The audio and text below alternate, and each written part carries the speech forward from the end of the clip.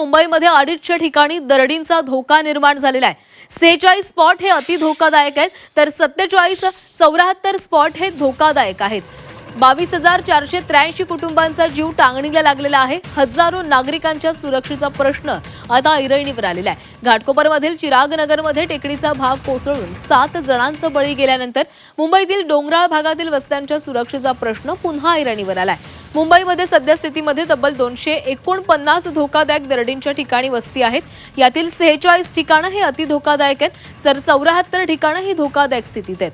त्यामुळे यातील 22,483 कुटुंब धोकादायक ठिकाणी राहत असून त्यांच्या कायमस्वरूपी पुनर्वसनाचा प्रश्न अद्यापही प्रलंबित असल्याचं समोर आलंय।